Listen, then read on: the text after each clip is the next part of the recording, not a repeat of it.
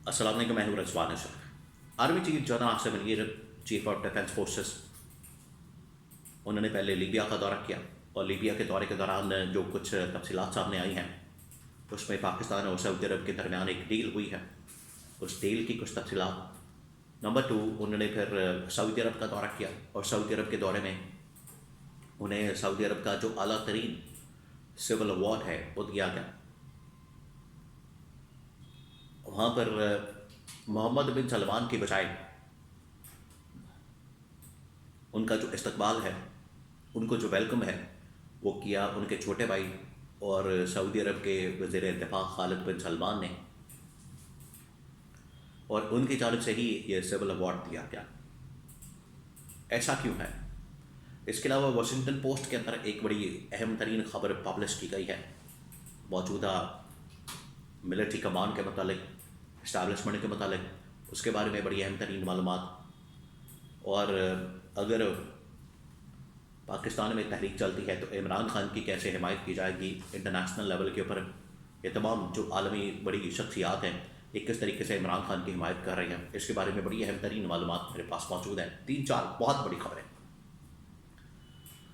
सबसे पहली बात ये कि ये आपको पता है कि अभी जिस तरीके से पाकिस्तान का दौरा किया गया इंडोनेशिया की जानब से या फिर जॉर्डन की जानब से, उनके सरबराहों की जानब से, और उसके बाद ये पाकिस्तान के army chief field marshal CDF, chief of defence forces, ये गए वहाँ पर लीबिया में, और लीबिया के बाद इन्होंने सऊदी अरब का दौरा किया।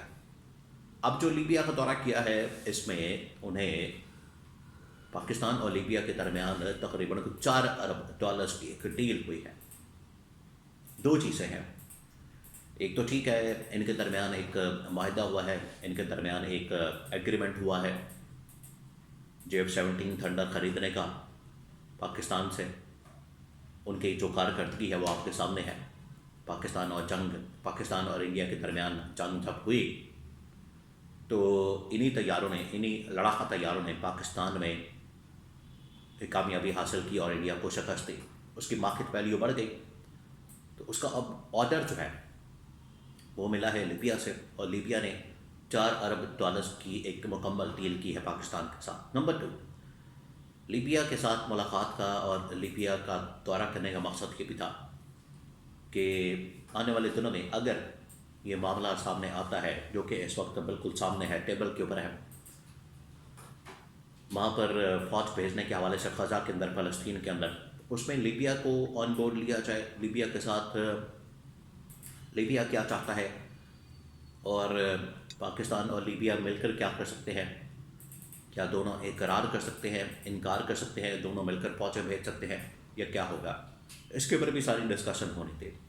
तो इस सिलसिले में भी ये दौरे की अहमियत है, यहाँ पर यह भी बात हुई है।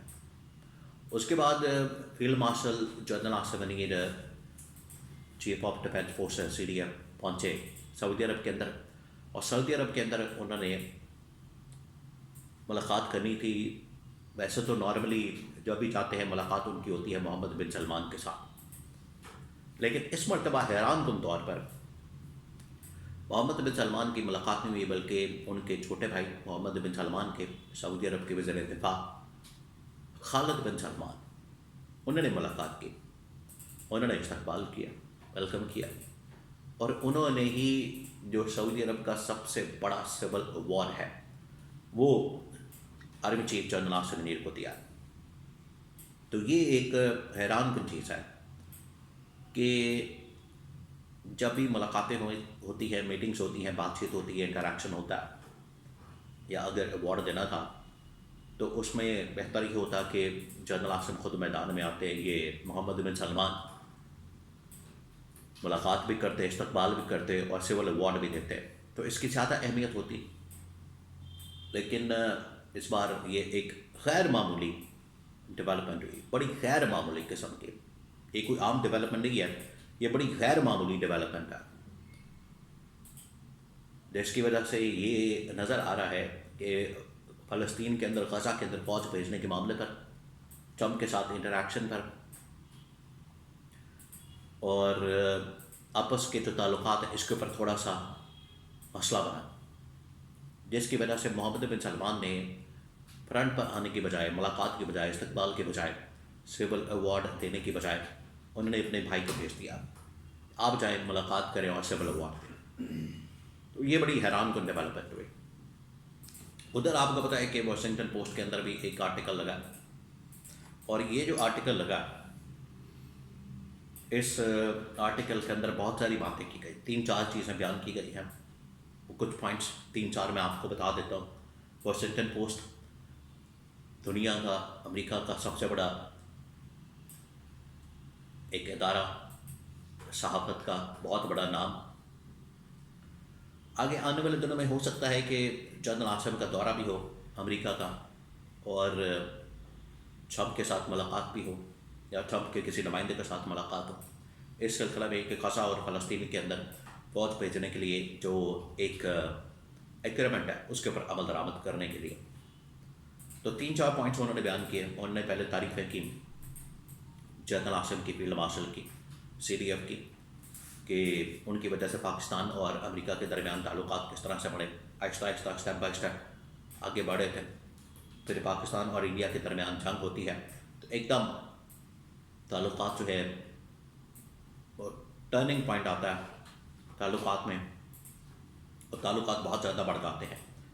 जब पाकिस्तान ने इंडिया को शिकस्त दी तो अमेरिका ने इसको बड़ा अप्रिशिएट किया, और फिर अमेरिका ने पाकिस्तान को कहा कि आप फ़ौरन जंग बंदी करें, तो पाकिस्तान ने इसमें भी पहल की।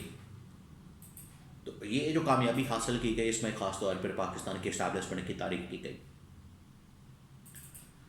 और कहा गया कि पिछले 6 महीने में, 1 साल में पाकिस्तान और डोनाल्ड ट्रंप के दरमियान, अमेरिका के दरमियान, या डोनाल्ड ट्रंप फील्ड मार्शल के दरमियान 2 मुलाकातें भी हुई और इनके दरमियान बड़ी अच्छी अंडरस्टैंडिंग हो गई है। अब जो पते की बात है, जो अहम तरीन नुकता कि मुलाकातें हो गई, ताल्लुकात बन गए, अंडरस्टैंडिंग हो गई, इनके दरमियान एक मामला सेट हो गया, लेकिन अब जो डिमांड की जा रही है, अब जो उनकी जानिब से मुतालबा रखा जा रहा है अमेरिका की जानिब से, वो बड़ा खौफनाक और ख़तरनाक है कि ये वक्त आ गया कि ये जो ताल्लुकात, मुलाकातें, बातचीत, इंटरेक्शन, ये तमाम चीज़ें जो हुई हैं, अब उसमें डिलीवर करने का वक्त आ गया। और अगर डिलीवर नहीं करते तो फिर ख़तरे की तलवार लटका दी गई है। ये है असल मसला। तो अब इमरान खान की तरह कौन यहाँ पर एब्सोल्युटली नॉट कहता है, ये तो आने वाले दिनों में आपको पता चलेगा। लेकिन अब सिचुएशन बहुत ज़्यादा क्रिटिकल हो चुकी है।